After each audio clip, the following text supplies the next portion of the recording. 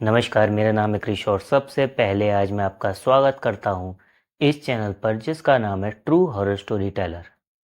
आज मैं आपको जो कहानी सुनाने वाला हूँ वो कहानी उन लोगों के लिए बहुत ज़्यादा ज़रूरी है जो कि ये कहते हैं कि कब्रिस्तान और शमशान घाट में जो जाने के लिए सावधानियाँ होती हैं उन्हें आप फॉलो करें या ना करें, उससे कोई भी फ़र्क नहीं पड़ता। कब्रिस्तान में आप कुछ भी कर सकते हो, वो एक आम जगह है। कुछ लोग ऐसे हैं हम लोगों के बीच में जो इस बात को मानते हैं, उनके लिए ये कहानी आज की बहुत ज़्यादा ज़रूरी है। तो बस मैं आज की इस कहानी के लिए इतना ही कहना चाहूँगा कि कहानी बहुत ही ज़्यादा अच्छी है, मुझे पूरी उम्मीद है ये कहानी आपको ज़रूर पसंद आएगी। तो बिना ज़्यादा बातें करते हुए आज की इस कहानी को हम शुरू करते हैं।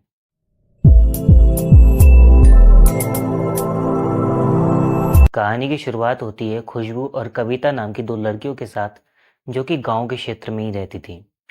ये दोनों जिस परिवार से संबंधित थी उसकी एक खासियत थी कि उनका एक अच्छा बिजनेस था पूरे गांव में। इसके कारण से पूरा गांव उनको बहुत अच्छे से जानता था। बात इतनी थी कि अगर गांव के गेट पे भी कोई उनका नाम ले दे कि फला बिजनेसमैन से मिलना है या उनके जिनकी खेती बाड़ी उनसे मिलना है, तो वो घर तक छोड़ देता था। इतनी अच्छी बात थी इन लोगों की। मगर ये दोनों लड़कियां अपने जो घर में थी वो तो बिल्कुल नॉर्मल रहती थी, परिवार की इज्जत विज्जत करना सबके बड़ों की और अच्छे से रहती थी, लेकिन इससे हटके ये दोनों लड़कियां एक्चुअल में ऐसी नहीं थी। ये दोनों लड़कियां, मैं आपको साफ साफ बताऊं, बिगड़ी हुई थी और ये सिगरेट वगैरह पीती थी। दोनों के ही बॉयफ्रेंड भी थे अपने अपने, जो कि पास ही के गांव में रहते थे। ये दोनों ही लड़कियां, इन दोनों ने ही ड्रिंक भी कर रखी थी अपने जीवन में। और ऐसा नहीं कि एक आध बारी की हो, दो तीन बार ये ऐसा कर चुकी थी। लेकिन इनके घर में किसी को भी ये बात से कोई भी मतलब अंदाजा ही नहीं था कि दोनों ऐसी, क्योंकि बहुत ज़्यादा अच्छी बन के रहती थी अपने परिवार में। अब इसी बीच होता क्या है, इन दोनों लड़कियों के ही परिवार वालों को इनविटेशन आता है पास ही के गांव में एक शादी के लिए। अब इन दोनों लड़कियों का प्रोग्राम ये बनता है कि जब परिवार वाले शादी के लिए निकल जाएंगे तो हम उनसे थोड़ा लेट निकलेंगे और एक साइड में जगह, किसी जगह जा कर के जहाँ ये अक्सर बैठा करती थी, वहाँ जा कर के अपने सुट्टा वुट्टा लगाएंगे, बीड़ी बीड़ी पियेंगे और थोड़ा नशे में पहुँचेंगे ताकि वहाँ पे शादी में जा कर के नाचने गाने में मज़ा आए। ऐसा इन दोनों लड़कियों का प्रोग्राम बन जाता है। अब होता क्या है, ये जब परिवार वाले निकल जाते हैं तो ये दोनों लड़कियां उनके पीछे पीछे थोड़ा लेट निकलती हैं घर से और जिस जगह ये बैठा करती थी अक्सर वहाँ ये जाती हैं। मगर एक चीज़ अलग होती है, जिस दिन ये उस जगह निकलती हैं तो उस जगह पर रात का टाइम हो रखा होता है। पहले मैं आपको ये बता दूं, ये रात का समय है। तो जब ये निकलती हैं तो जहाँ ये अक्सर बैठा करती थी दोनों लड़कियाँ, वहाँ लोग बैठे हुए होते हैं, तो इनका वहाँ बैठना कैंसिल हो जाता है। अब ये दोनों सोचती है कि हम कहाँ बैठे, तभी इन्हें पास ही में एक कब्रिस्तान दिखता है। अब मैं आपको जैसे कहानी के शुरू में बताया था कि कुछ लोग होते हैं कि जिन्हें कब्रिस्तान में जाने वाली सावधानियों से कोई मतलब नहीं होता, शमशान घाट में किसी सावधानी से कोई मतलब नहीं होता, वो कुछ भी कर लेते हैं और इन चीज़ों से नहीं डरते। ये दोनों लड़कियां इसी में की थीं। अब ये अपने सुट्टा वुट्टा लेकर के, जो भी इन पे सब सामान था नशे का, वो लेकर के कब्रिस्तान में पहुंच जाती है और वहीं पे जाकर के किसी कब्र पे टेक लगा करके आराम से बीड़ी बीड़ी फूकने लगती है, नशा करने लगती हैं। और नशा करने के बाद में ये वहाँ से निकलती हैं तो इस बीच में कांड तो हो गया था, जो मेन कांड होना चाहिए ऐसी जगह पे इन काम करने से, वो तो इनके साथ हो गया था। मगर इन्हें कुछ पता नहीं चला था। ये आगे निकलती हैं, इन्हें दोनों को टॉयलेट लगती है, तो ये दोनों बिना किसी बात को सोचे समझे वहीं पे पास में किसी पेड़ के नीचे टॉयलेट कर देती हैं, बिना कुछ सोचे समझे। उसके बाद में ये दोनों सीधे शादी में पहुंचती हैं। अब शादी में पहुंचने तक इनका कांड हो चुका था। जो भी चीज़ इन पर हावी होनी थी वो होने शुरू हो गई थी। ये शादी में पहुंचती हैं, अपने परिवार वालों से बिल्कुल नहीं मिलती हैं और वहां जा कर के नाचना शुरू कर देती है बारात में खूब तगड़ा करके। लोग देखते हैं, इनके गांव वाले, कि इन लड़कियों को क्या हो गया, बहुत कायदे से रहती थी, इन्हें क्या हो गया। लेकिन ये इस चीज़ को नहीं देखती। ये किसी चीज़ के कब्जे में आ जाती हैं और नाचना गाना तगड़ा करके वहाँ शुरू कर देती हैं। ये दोनों वहाँ पे अपने बॉयफ्रेंडों को देखती हैं, जो कि इनके लवर थे, उन्हें देखती हैं। ये उनके पास जाती हैं और नाचना गाना शुरू कर देती हैं, जैसे लड़का लड़की नाचते हैं। लेकिन इस बीच एक चीज़ अजीब होती है, इन दोनों के जो बॉयफ्रेंड थे वो इनके परिवार वालों को नहीं दिख रहे थे। ये दोनों ऐसे नाच रही थी जैसे किसी लड़के के साथ नाच रही हूँ, मगर इनके आसपास कोई भी लड़का नहीं था। सब लोग इन दोनों लड़कियों को देख करके चौंक गए थे क्योंकि ये दोनों बहुत कायदे से रहती थीं। लेकिन इस दिन इन्होंने कुछ अलग ही खेल कर दिया था। अब ये लोग शादी में जितना भी सब होना था वहाँ पे देख दाख के और घर वाले इन दोनों लड़कियों को कह करके अब चलो बहुत हो गया, और इन्हें शादी से लौटाने लगते हैं दोनों लड़कियों को। अब ये जब लौट रहे होते हैं तो इन दोनों लड़कियों के घर वाले इन दोनों लड़कियों को उसी रास्ते से लौटाने लगते हैं जिस रास्ते से आकर के इन्होंने नशा वगैरह करा था दोनों लड़कियों ने, और ये सब फजीता इन्होंने स्टार्ट करा था। अब इस बीच तक इनके परिवार वाले ये सोच रहे होते हैं कि शायद इन दोनों लड़कियों ने पार्टी में कुछ नशीली चीज़ खा ली, कुछ पी पा लिया, कुछ ऐसा कर लिया जिसके चक्कर में ये ऐसी हरकतें दिखा रही हैं, वरना हमारी लड़कियां ऐसी तो है नहीं। अभी तक ये दोनों, ये जो परिवार वाले थे इन दोनों लड़कियों की तरफ से बिल्कुल निश्चिंत थे कि चलो जो भी होगा कल को देखेंगे, कल तक ठीक हो जाएंगी लड़की। अब जब ये लौट रहे होते हैं तो लौटते वक्त पहले तो कब्रिस्तान पड़ता है, उसके बाद में जब वो पेड़ पड़ता है जिस पे इन दोनों लड़कियों ने टॉयलेट करी थी, जैसे ही वो पेड़ पड़ता है ये दोनों लड़की एकदम से रुक जाती हैं और दोनों एकदम से भागती हुई जा करके उस पेड़ के पास बैठ जाती हैं और बात करने लगती हैं हवाई हवा में किसी से। अब परिवार वाले देखते हैं कि वहाँ क्यों चली गई। वो इनके पास जाते हैं, इनसे पूछते हैं कि यहाँ क्यों आ गई तू, और चल घर चलना है। तो कहती है नहीं हम नहीं जा रहे। तो घर वाले पूछते क्यों नहीं जाना। बोले ये हमारे दोस्त हैं, ये मैं इनसे प्यार करती हूँ। दोनों लड़की अब लड़कों के लिए कहती हैं हवा हवा में कि मैं इनसे प्यार करती हूँ और मैं नहीं जा रही, मुझे इनसे बात करने दो, तुम लोग चले जाओ, ऐसा कहती है। घर वाले कहते हैं क्या बात कर रही है, तेरे बराबर में कोई भी नहीं है, कैसी बातें कर रही है, घर चल। तो कहते हैं नहीं, ये मेरे दोस्त हैं और मैं इनसे प्यार करती हूँ और हम नहीं चल रहे, और तुम लोग जाओ घर पे। अपनी बात पर अड़ जाती हैं। घर वाले कहते हैं क्या करें क्या करें, उन्हें समझ में नहीं आती। वो बहुत कोशिश करते हैं इन्हें घर लेके जाने की, दोनों लड़कियों को, मगर ये नहीं जाती। अब वो सोचते हैं कि नशा ज़्यादा हो गया शायद, ऐसा सोचते हैं। अब वो कहते हैं अरे किसी कीमत पे तो चलेगी, चल, कब तक हमें परेशान करेगी, जल्दी चल, दोनों चलो, घर चलो, ऐसा कहते हैं। तो ये दोनों, जब ऐसे वो लोग ऐसा कहते हैं तो कहती है कि एक शर्त पे चलूंगी। बोले क्या। तो ये बताती हैं कि 3 बार ने मुँह से ये कह दो कि शादी कर लो। तो ये परिवार वाले कहते हैं कि शादी कर लो, शादी की बात कहाँ से आ गई। बोले एक ही शर्त पे चलूंगी, मेरी शादी करा दो इन दोनों लड़कों से। दोनों लड़कियां कहती कि हम दोनों की इन दोनों लड़कों से शादी करा दो, तभी चलेंगे हम। तो कहती कैसे बातें कर रहे हो, कोई भी नहीं है तेरे बराबर बेटा, कैसी बातें कर रही है, किससे शादी करनी है तेरे को। बोले हाँ ऐसे ऐसे लड़के हैं हमारे बराबर बैठे हुए, इनसे मुझे शादी करनी है, मेरे को 3 बार कह दो, फिर मैं घर चलूंगी। अब परिवार वाले बहुत फजीता हो, देखते हैं कि बहुत फजीता हो गया। अब कहते हैं कि चलो चलो कह दे रहे हैं, क्या फ़र्क पड़ता है। 3 बार कहते हैं कि चलो शादी कर लो शादी कर लो शादी कर लो, ठीक है अब घर चलो, ऐसा कहते हैं। अभी कहती कि तुमने 3 बार कह दिया, ठीक है अब मैं पहले शादी कर लूँ। दोनों लड़कियां खड़ी होती हैं और अपना पल्लू निकालती हैं और हवा में जैसे गांठ बांध रही हूँ ऐसा करने लगती हैं। जैसे ही वो गांठ बांधने के बाद छोड़ती हैं अपना पल्लू, पल्लू नीचे नहीं गिरता, हवा में ही पल्लू रुक जाता है जैसे किसी चीज से बंध गया हो। अब ये परिवार वाले देखते हैं कि ये क्या हुआ। अब इन परिवार वालों का दिमाग खनकता है कि हाँ भाई ये मामला सीधा नहीं है, ये किसी ऊपरी चीज का मामला है, हम गलत जगह ले रहे थे इसको।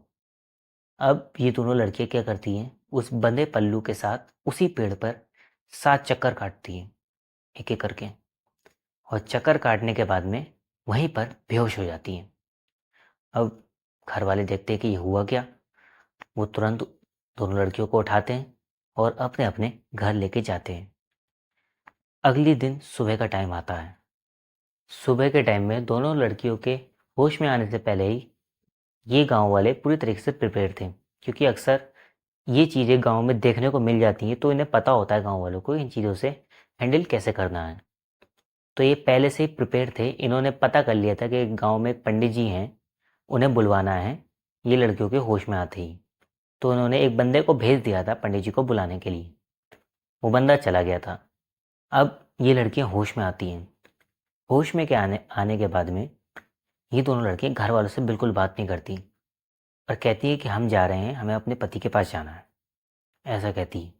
तो ये दो परिवार वाले कहते हैं कि कहीं नहीं जाना तुम्हें, कोई नहीं जा, कहीं नहीं जाना, तो कुछ नहीं जाना, लेट जाओ, शांति से आराम करो, ऐसा कहते हैं।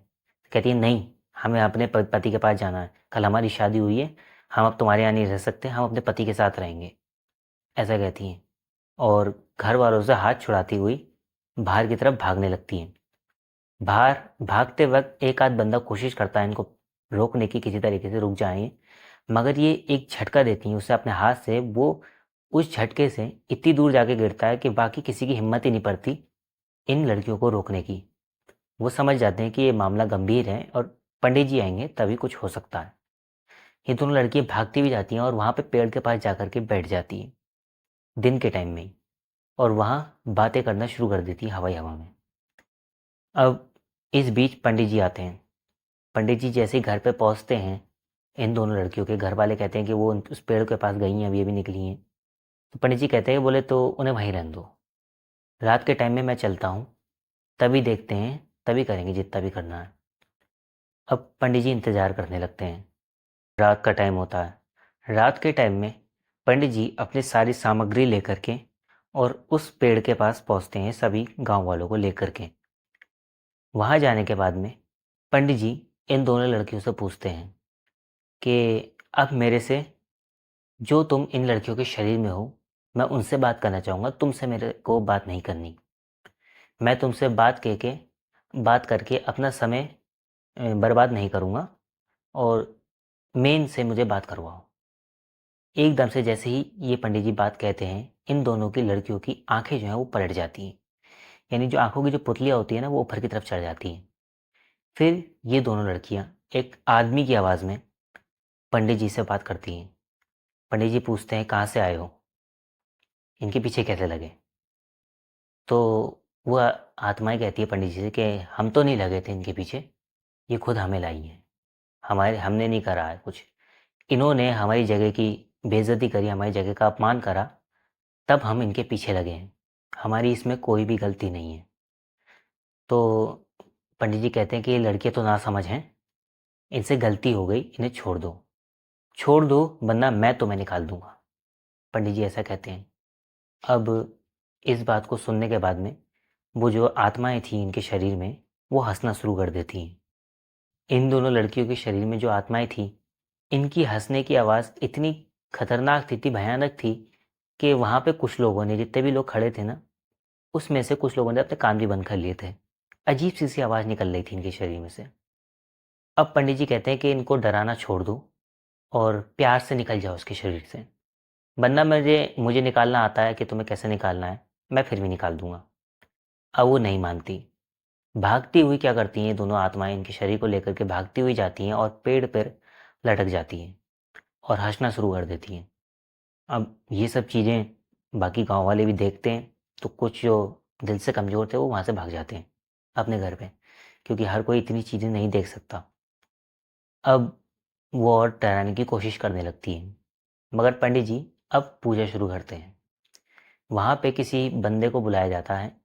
पंडित जी किसी, जो कुल्हाड़ी वुल्हाड़ी चढ़ाने वाले लोग होते हैं, उनमें से किसी बंदे को बुलाते हैं, और उसके बाद में सबसे पहले पंडित जी उस पेड़ की तरफ एक घेरा बनाते हैं चारों तरफ। वो आत्माएं इस बीच में हंसी रही होती हैं, पेड़ पर बैठ गई होती है और हंसना शुरू करती हैं, हंस रही होती हैं। पंडित जी पास ही में आग जलाते हैं, पूजा पाठ करते हैं कुछ। उसके बाद में पंडित जी कोई मंत्र बोलते हैं और एक राख का छिड़काव उन आत्माओं के ऊपर करते हैं, दोनों लड़कियों के ऊपर। जैसे ही वो छिड़काव होता है, ये जो दोनों लड़कियां थी वो उस पेड़ से नीचे गिर जाती हैं और गिर करके बेहोश हो जाती हैं। जैसे ही वो गिरती हैं, जो पंडित जी, वो जो बंदे को बुलाया था, जिस बंदे को पंडित जी ने कुल्हाड़ी लेकर के, पंडित जी उससे कहते हैं कि आप इस पेड़ को काटो, और जब तक ये पेड़ कट ना जाए बिल्कुल रुकना मत ही। अगर तुम्हें इन लड़कियों को बचाना है तो लगातार इस पेड़ को काटते रहना, एक सेकंड के लिए भी रुकना नहीं है। अगर तुम थक जाओ तो दूसरा बंदा काटेगा, लगातार ये पेड़ कटना चाहिए। जब वो बंदा पेड़ को काटना शुरू करता है, तो पेड़ के अंदर से आप यकीन नहीं मानोगे लाल लाल सा खून निकलने लगता है, जैसे जान हो उस पेड़ के अंदर। पूरा पेड़ वो काटा जाता है। इससे पहले ही मैं आपको बता दूं, वो पेड़ कभी भी ऐसा नहीं था कि हरा भरा पेड़ नहीं था, वो सूख चुका था पहले ही। वो बस उग रहा था वहाँ पे, पता नहीं कैसे। उस पेड़ को पूरा काटा जाता है। वहाँ पे ऐसा हो जाता है जैसे खून खून पड़ा हुआ हो उस पेड़ के आसपास। अब पंडित जी वहाँ पे पूजा पाठ करते हैं। उस पेड़ के छोटे छोटे टुकड़े करवाए जाते हैं, और जो अग्नि पंडित जी ने लगाई थी उसी के अंदर उस पेड़ की लकड़ियों को जला दिया जाता है उसी टाइम पर। और उन लड़कियों को कुछ राख वाख उनके माथे पे लगाई जाती है, पंडित जी लगाते हैं। और वो रात ये पूरा गांव और ये परिवार वाले सब वहीं बैठ कर के काटते हैं। जब दिन का टाइम होता है, जैसे ही दिन निकलता है, तो ये लोग देखते हैं कि रात को जहाँ खून खून पड़ा हुआ था उस पेड़ से निकला हुआ, वहाँ कुछ भी नहीं था। वो जगह बिल्कुल साफ थी, जैसे कुछ हुआ ही ना हो, बस पेड़ कटा हो। जो पूरे गांव वो नहीं देखी थी ये चीज़ कि पेड़ के अंदर से खून सा रिस रहा है, ऐसा कुछ भी नहीं था वहाँ पे। बिल्कुल सही थी वो जगह। अब पंडित जी सारी पूजा पाठ पूरी खत्म करते हैं, और इन दोनों लड़कियों को घर में लाया जाता है। और घर में लाने के बाद में इन दोस्तों से पूछा जाता है कि आखिर हुआ क्या था। तब ये दोनों लड़कियां बताती हैं कि हमने ऐसा ऐसा करा था और हमें सब पता है क्या हुआ था। ये लोग पूछते हैं परिवार वाले कि तुम्हें कैसे पता कि हमने इतना सब कुछ करा, तुम्हें कैसे पता। तो एक लड़कियां ये ऐसी बात बताती हैं जो सुनकर आप भी चौंक जाओगे। ये दोनों लड़कियां सब लोगों को बताती हैं कि हमारे साथ इस बीच में जब हमने उस पेड़ पे टॉयलेट करी थी, उसके बाद से हमारे ऊपर एक हाथ आया था हमारे को, और उस हाथ ने हमें इस पेड़ पे लटका रखा था। यानी जब तक ये सारे कांड हुए, इन दोनों लड़कियों की जो आत्मा थी वो इस पेड़ पे लटक रखी थी। ये दोनों लड़कियां बताती हैं कि जब पंडित जी ने हमारे शरीर के ऊपर राख फेंकी थी, तब एकदम से हम दोनों अपने अपने शरीर में गिरे थे, और एकदम से हमें होश आया था। हमारा शरीर नहीं उठा था, लेकिन हम तभी हमने फील करा था कि हम अपने शरीर में हैं, वरना हम इतने टाइम से उसी पेड़ पे लटके हुए थे।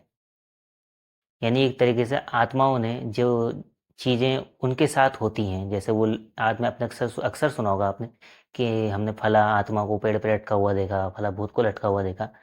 ऐसा उन्होंने इस लड़कियों के साथ कर दिया था। ये दोनों उस पेड़ पे लटकी हुई थी, मगर पंडित जी की पूजा के बाद में ये दोनों अपने अपने शरीर में लौट पाई। इस पूरी चीज़ को इन्होंने फेस करा था। अब ये चीज़ जब पूरी ठीक हो जाती है, तो इन दोनों लड़कियों की ये बात भी खुल जाती है कि ये दोनों लड़कियां किसी से प्यार भी करती हैं। ये चीज़ इनके परिवार वालों को पता चल जाती है। खैर फाइनली यही होता है कि इन लड़कियों का नॉर्मल समय कट जाता है, और इनके परिवार वाले इन दोनों लड़कियों की आदत छुड़वा देते हैं। जो नशे की आदत इन दोनों लड़कियों को लग गई थी। और मैं आपको बता दूं कि ये कहानी काफ़ी पहले की है। तो ये दोनों लड़कियां जिस लड़कों को पसंद करती थी उस टाइम पर, उन्हीं से ही इनकी शादी हो चुकी है आज के समय में। और अब इनकी फैमिली बिल्कुल नॉर्मल है। इनका परिवार बिल्कुल नॉर्मल है, और ये आज भी उसी गांव में रहते हैं। कोई वैसी बात नहीं है। खैर इसी बात के साथ आज की हमारी ये कहानी यहीं समाप्त होती है।